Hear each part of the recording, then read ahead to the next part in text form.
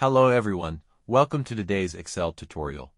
Today, we are exploring the EOMONTH function, a hidden gem for effortlessly managing dates related to month-end calculations. Whether you're tracking billing cycles, planning budgets, or automating reports, this function will save you time and headaches. I'll walk you through 2 unique examples, step by step, with clear tables and practical tips. Let's dive in. Before we jump into examples, let's understand what EOMONTH does. Simply put, EOMONTH returns the last day of a month that is a specified number of months before or after a given start date. It's perfect for scenarios like calculating due dates, subscription renewals, or financial periods. Here's the syntax: equals EOMONTH start date, months. Start date, the date you want to base your calculation on. Months, the number of months to add positive or subtract negative. The magic: EOMONTH automatically adjusts for varying month lengths, even leap years. Let's put this into action with real-world examples. Imagine you're a landlord managing a property rented from October 5, 2024. The lease requires rent to be paid by the last day of every month.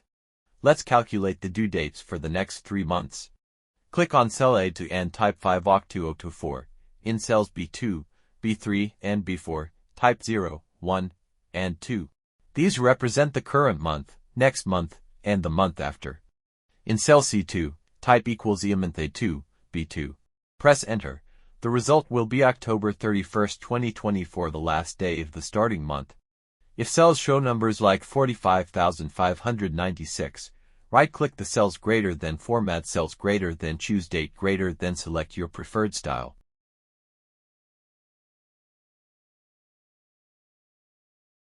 Drag the formula down to C3 and C4 to calculate November and December's due dates.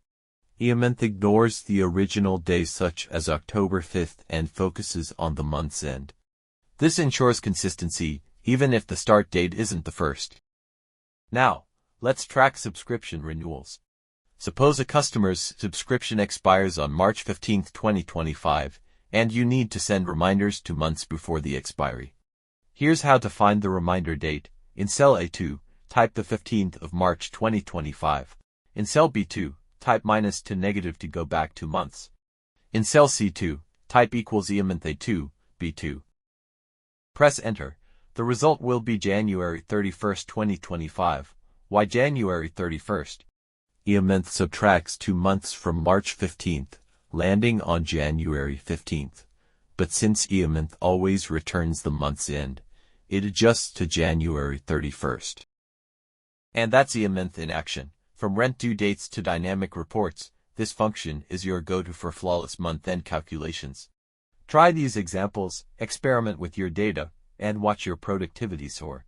Don't forget to like, subscribe, and share your success stories below. Thanks for watching.